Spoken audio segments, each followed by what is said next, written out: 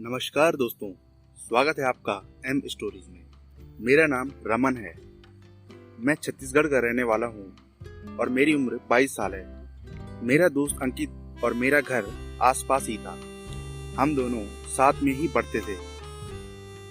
दोस्तों, गर्मियों के दिनों की बात है। जब हम कॉलेज में गए तब मेरे मन में ये ख्याल आता था कि काश मैं भी कोई गर्लफ्रेंड बनाऊं। मैं लड़कियों से बात करने में शर्माता था। अब मेरे लिए लड़की पटाना तो पहाड़ तोड़ने जितना काम था।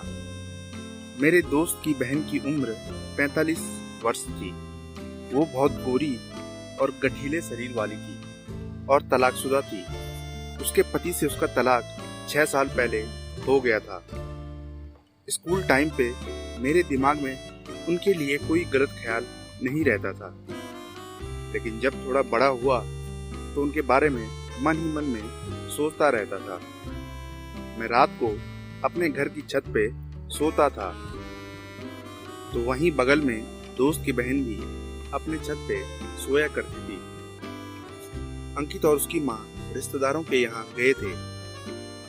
उसकी बहन से मेरा बोलचाल शुरू से ही अच्छा था। मैं रात को हर दिन की तरह छत पर जाया करता था और दोस्त की बहन भी अपने छत पर आया करती थी। एक दिन उसने मुझे आवाज लगाई कि मेरा टीवी बिगड़ गया है, इसे देखना जरा। मैं उनके घर चला गया और टीवी सही करी।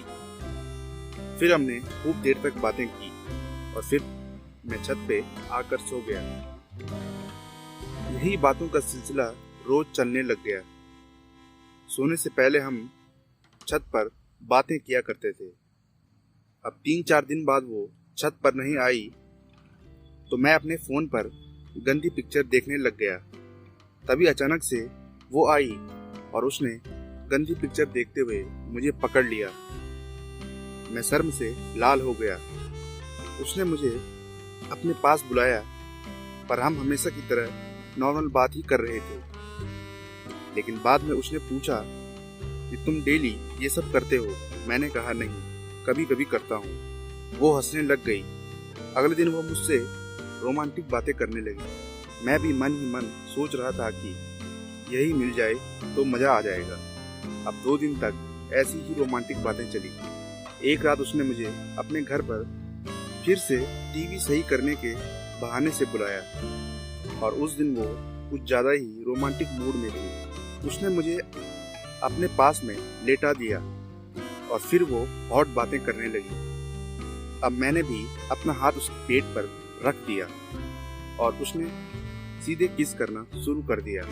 मेरा पप्पू खड़ा हो गया था। फिर मैंने उनके बूट पर हाथ फेरना शुरू कर दिया। उसे भी बहुत मजा आ रहा था। मैं उस पर टूट पड़ा। फिर वो मुझे अपना दूध पिलाने लग गई।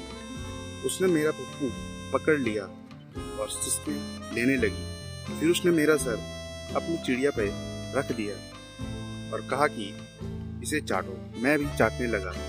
इसके बाद हमने मस्त टाइम बिताया। मुझे असीम सुख प्राप्त हो रहा था। सुबह 4 बजे मैं अपनी छत पे सोने चले गया। तो दोस्तों, आपको ये कहानी कैसी लगी कमेंट में जरूर बताएं और चैनल को सब्सक्राइब करें। तब तक के लिए धन्यवाद।